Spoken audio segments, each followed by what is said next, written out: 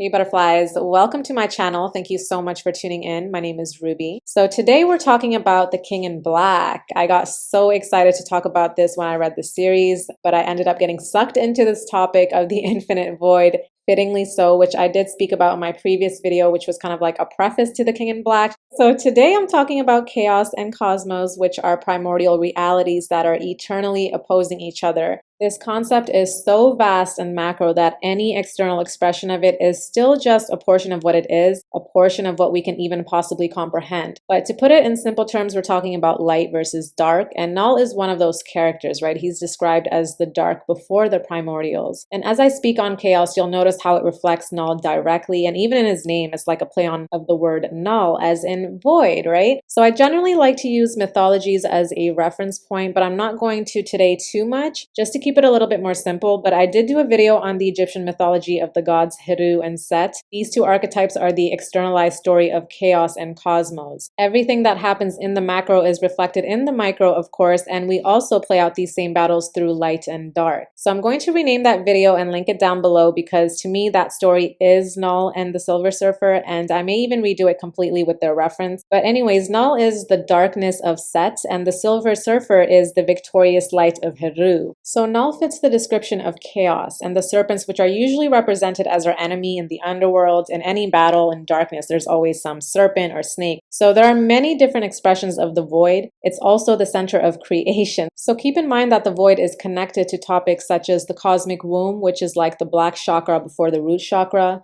the dark mother energies and deities, even Atum, who's an all-black male deity in Egyptian mythology. He's the impulse to creation, and he's also an expression of the void. But today I'm going to speak on just chaos as that fearful energy, because that's where it all starts, okay? We need to face and feel through that to even get to the creation aspect of it, okay? It all goes hand in hand. But if anyone would like for me to expand on any of these topics, let me know in the comments. So Knull as King in Black, he's obviously coming through as chaos and destruction, which is always the beginning, even though it feels like the end. The void puts pressure on us and asks us the hard questions, to face our fears. And make sure you check out my videos on Ma'at and Tehuti or Thoth, which are the concepts of the heart and mind unified. It's all about truth and balance, because a lot of people are moving through their fears strictly in their mind space instead of feeling it through their heart space as well. And that's problem number one, okay? It's almost like Knull is fucking up everyone who isn't moving with Ma'at, which is the heart's truth. He seems like such a ruthless character, but that's what justice calls for. It's not about good or bad, like I said. It's about how heavy your heart is and if you're balanced. Are you feeling through your fears, or are you constantly in battle with them? So the primordial reality of cosmos is order, life, and light, and chaos is disorder, disillusion, night, and death. They're eternally opposed, so it's not about good versus bad, it's just about maintaining balance, like I said. So chaos is the black, it's the beginning, it's seen as the black stage of alchemy. And I'll also link the video I did on alchemy, on basics of alchemy, if you're curious about that. But the 8 primordials were the first principles to come out of chaos, and these primordials are usually expressed as a masculine and feminine version of the 4 elements: earth, water, fire, air, and technically ether as well. And the duality of the primordials themselves show the opposition that chaos displays when it divides. And to me, in a spiritual perspective, we all come from one source, right? We're all one. And in another translation, that can also mean we are the universe in different forms experiencing each other. So just the act of us being here to experience this reality is a form of separation from source. And I would consider both chaos and cosmos as source, because they are both cosmic principles, right? It's one and the same. The dark and light, yin and yang. They cannot exist without each other, okay? Just like the heart and mind. So if someone is directly in front of you, you're able to see them. They're on your opposing side. So just the fact that we can look at each other and be on opposing sides displays a natural opposition. And if you believe in that spiritual concept that we're all one and all connected, it adds another layer of understanding how opposed we actually are just by being here, right? Now, the extent to how we experience those oppositions are endless.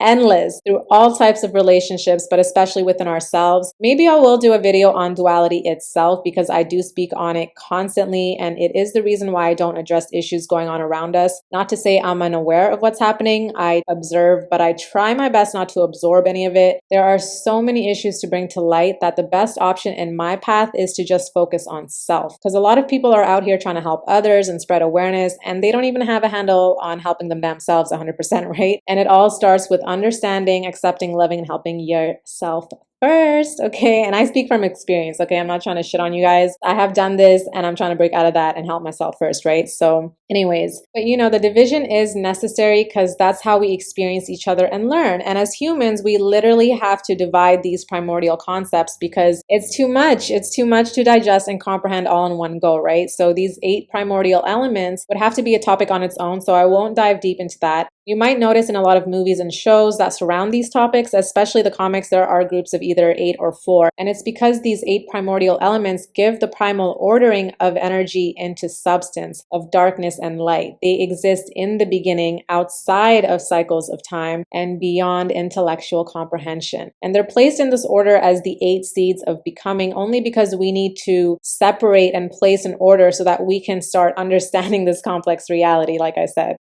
So back to chaos, which is the original, the first matter preceding the phases of formation of the stellar and planetary bodies that we're in. This darkness is the antithesis of light, of time, and of cosmos. The first establishment of order was through time and measurement, which is why in occult knowledge, Ma'at, the Egyptian deity, actually means that which is straight. Her name is a measuring tool because not only does she represent being straight with ourselves and our heart, but also representing the cosmic order and measurement of time. So this was developed by priests of ancient Egypt into sciences as sacred geometry and knowledge of harmonic sequence of creation. And that's where Thoth or Hermes comes into play as the mind and creation. So I want to speak to you guys about the flooding of the Nile in Egyptian mythology, just to paint you guys a picture, okay? So the Egyptian year began with the annual flooding of the Nile, which actually signified the cyclic return of the primal watery chaos. And side note, the creation of the universe, or the universe itself, is represented by Nut, who is the watery abyss. So after the Nile receded, the boundaries of the land needed to be redefined. So this is metaphorical of a time to establish the principles of order on earth. When it's chaotic, when it's destructive, when it feels like the land is dry, that's a time to reevaluate what needs to be removed and isn't meant to have a place for the new cycle. So the fertile earth left over after the flood was known as Chem, or BlacK, which, like I said, is the black phase of the alchemical opus, the first matter of the work. And the work is alchemy, the alchemy reflected within us, within you, transmuting pain to wisdom, transmuting pain to creation, and also the alchemy within nature, which we speak about in metaphor just to represent these concepts like it's poetry, because it is, okay? It's crazy how we can look at the cycles of the Nile flooding and receding as a reflection of the cycles within us. It just shows how much we are nature as well, right? So Heru, as the light, was connected to the flooding of the Nile, the life and fertility brought to the land. So that's Silver Surfer, and Knull is Set, who rules the arid desert and is antagonistic to life. So caught in their eternal struggle, Knull and Silver Surfer, any villain versus hero, they enact this cosmic drama of chaos versus cosmos. Neither can be destroyed, and I'd love for you to really register the fact that neither can be destroyed.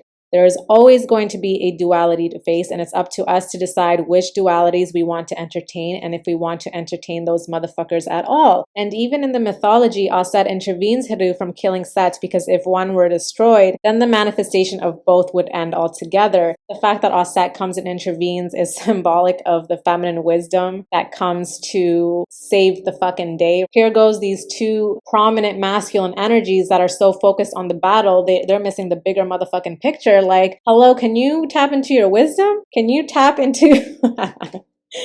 Never mind, I digress, but you guys get the point. So that's all for today. For now, remember that this is our inner serpent we're talking about, which we both battle and embrace. The serpent that comes for our motherfucking throat in our darkest hours is the same serpent that rises from our root chakra up the spine to our crown when it awakens, okay? The defeating of that serpent is the embracing. And we spend so much of our energy battling instead of showing our fears love and feeling through them, like I said. You know, this is King in Black, baby. This is Knull. It's void. There's no running or escaping because it's within you. No matter matter how many distractions through people, through work, through substance abuse, you will run yourself in loops of an abyss running away from your own fucking feelings. Trust me, okay? I feel you, but it's time to be brave and just do it. All right, butterflies. So this is the reference point for chaos. I will be expanding and adding to this infinite topic when I'm called to do so. I probably will do part 2 focusing on Cosmos as the light, the Silver Surfer. I gotta, right? So I'll leave it here before I start sounding like a broken record. Thank you, butterflies, so much for spending your time with me today. Stay fly and free, and I'll see you next time. Bye.